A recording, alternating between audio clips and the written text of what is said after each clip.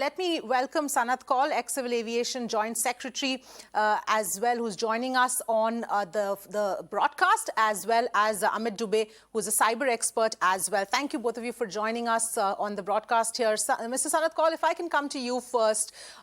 This is one incident here, but this issue of ransomware seems to be quite, serious in nature as well. How concerned are you about the way we've seen especially this particular incident? Oh, I think it's very, very disturbing, and we should be concerned very much about it, because ransomware and a cyber attack can actually dislodge, it can paralyze the aviation industry. Now, individual ransomware attacks would be maybe to collect some money out of these people, but it can even dislocate an aircraft in the air. So I think it should be taken very seriously, not by the airline itself. Airlines have their IT departments and they do some work on that, but by the Ministry of Civil Aviation, because even the air traffic control can be dislocated, can be paralyzed by a cyber attack. So I think it's very, very important and very crucial that a holistic view is taken by the ministry and not just leave it to the airlines, IT departments to sort it out. And as I said, it could happen to air traffic control, it could happen to ground handling, it could happen to so many other places which can paralyze the industry. So let's not leave it to airlines alone. It's a matter of concern and it should be looked at very, very seriously. Thank you. Yes, absolutely. In fact, Amit Dubey, coming to you here, like we just heard Mr. Kaul also saying that this is an extremely serious matter and this can affect various areas as far as the aviation industry is concerned. Your own perspective on these kind of attacks? This has already been noticed earlier that India is under target by state-sponsored actors, and last month only we saw a similar attack on Oil India Limited where ransomware was the reason, and 57 crores of ransom was asked by the criminals. And we attributed that attack to China. Now, this Spice attack, actually we need to understand the modus operandi of ransomware specific attacks, where they encrypt the entire data of your servers. The users are not able to access this information, and the criminals ask the money in Bitcoins to give you the decryption key. If you are unable to decrypt that data, which is not possible because normally this data is double layer encrypted. So even if you try all high-end processor, it may take years to decrypt that information. So basically you have lost this entire data. Now, because especially in the critical infrastructure scenarios where they need the real-time data access of this to process their entire logistics operations, this is a bigger damage because you can't even retrieve the information from backups. Even if you have backups, those backups will be old. They'll not be real-time backups. So you will suffer for a longer time because of this data loss. So this is the reason, especially the aircraft industry or the air industry, they'll be always under attack. And if you remember last year, even Singapore Airlines, they were under attack, and many such incidents we keep on noticing. I think this is the high time when we need to set up a special security mechanism for this particular industry, because this can lead to any much serious damage also. When you are not able to access this information, you will not be able to communicate with your staff. You will not be able to, and there will be situations where the passengers may take the advantage of it, or maybe the logistics may take the advantage of it because they are not able to communicate in real time, and the mistakes will happen. And sometimes they have to stop the operations all of a sudden because they cannot communicate. They cannot give the information which is required to operate in that scenario. So I think this is something which should be treated in a different way. Just like we treat banks, just like we treat any other critical infrastructure, there should be an independent body to monitor this industry's specific security systems and mechanisms. And we should not think that this is the only attack. This will increase. There will be many such attacks in future. So I think an initiative from government side, especially for this industry, is required right. Yes, absolutely. Fair enough, Amit. But let me also bring in one of our viewers who's with us on the phone line. Noor is joining us from Mumbai. Hi, Noor. Thank you so much for calling in.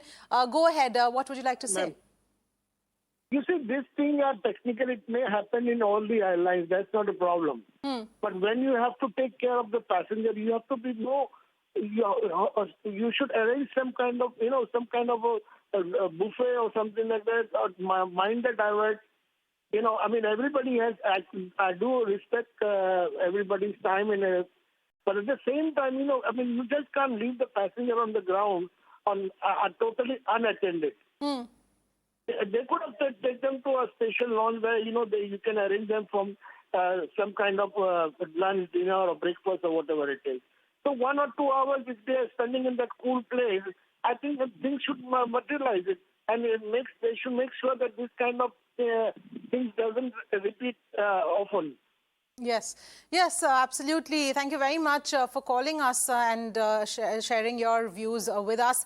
Mr. Kaul, let me sort of move slightly onto a tangential here before coming back to this very serious issue. In the past few weeks, we've seen multiple instances of various issues whereby passengers have been left stranded, passengers have been left in the lurch. The aircraft itself, there have been several issues in the aircraft. The DGCA has also now, warned aircrafts and airlines that if there is any issue in the cabin, in the aircraft, don't give out that seat, don't sell that seat. This is something that seems to have become a trend as well. Do you also believe that, airlines are not taking enough efforts to take care of the passengers, whatever be the issue? Well, partly, yes. Passenger facilitation, passenger comfort is very essential. And the airlines, the difference between two airlines is that one looks after, the other doesn't. So it's also a commercial thing. But as long as safety is not compromised. So safety is the government's responsibility, is the responsibility of DGCA. Yes, but there is no passenger place where they can protest accepting DGCA. DGCA has too much on hand to take care of passenger discomfort. I have been stating that there should be a passenger ombudsman created where passengers can file such complaints and get redress through it from the airlines. Otherwise, it's a very difficult thing what happens that people can keep writing to DGCA that we were held up for 3 hours, no facilities were provided, and so on. In Europe, they have developed this to a very high degree, and passenger comforts are taken care of by legislation in the EU Parliament. We have not done that we are way behind, and it's high time we should go ahead and look into all the passenger grievances which keep coming up in cases like these where there's a hold up, there's delays. I look more from the point of view of the ransomware and the cyber attack and the firewalls, but passenger comforts have generally been ignored in India, and I think it's high time that we have a passenger ombudsman, an office of passenger ombudsman where people can file appeals and get redressal.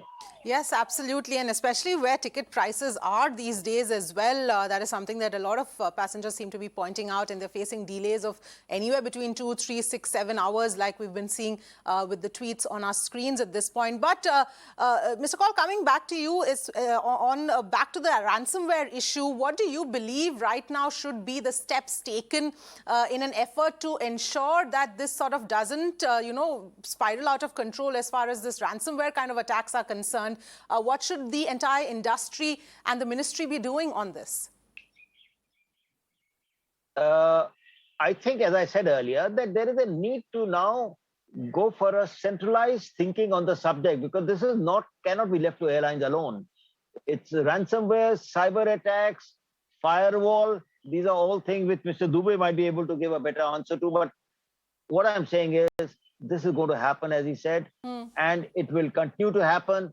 It can paralyze the whole industry. It can lead to accidents also. It can, if it happens in the air traffic control, it will be disastrous. So Yes. we don't have sufficient firewalls to control this, and that is what is required. Yes, Amit, and that is really the big issue here, because we have been seeing, cyber attacks in various forms, in various sectors. Banking is the other sector which is also very vulnerable. But here it's that much more scary or dangerous, because if something happens midair, then lives are put at risk, and that is makes this that much more, dangerous. Surely, because as I mentioned earlier as well, that this particular industry is much more sensitive than the banking and energy sector, which has been earlier considered as under critical infrastructure. So we have a dedicated body started by Government of India, which takes care of security of critical infrastructures. And this industry is already part of it. But then kind of attacks that we have seen in the last few years, those are now diversified. Those are now creating new techniques and the modus operandi, especially when we are securing our systems at 3 layers: people, process, and technology. We have to use the latest technologies, components from server security to endpoint security, including IPS, IDS, as Sir has mentioned, firewalls, and lots of components for network monitoring as well. Beyond that, we need a process in place where we need to upgrade it on a regular basis. We need to also audit it on a regular basis. And further, we need to also ensure that our public or the people those are managing it, they are having a high level of cyber hygiene so that they should not be compromised. If any of this layer is weak, eventually the entire industry will suffer. So at people level, I think most of these attacks, especially the ransomware attacks, they are being targeted by exploiting people, because they do some mistake by ignorance. They accept an email, or they click on a link received on WhatsApp, or maybe on email attachment they are opening, and because of that, the entire system gets compromised. So I think now this is the time when we have to work at either of these 3 layers. I'm sure technically the industries are taking care of all these considerations, keeping the system updated and all. But the process and people, I think this is something which in India, I think we normally ignore these facts, and we think technology will take care of us. They will secure us, but only technology will not be able to help us in this situation when we'll be doing mistake because of our processes and people. Right, absolutely. Well, another caller is with us on the phone line. Captain Jaspal from Rohtak is on the phone line. Thank you, Captain, for calling us. Go ahead. What would you like to say? Avni, good afternoon.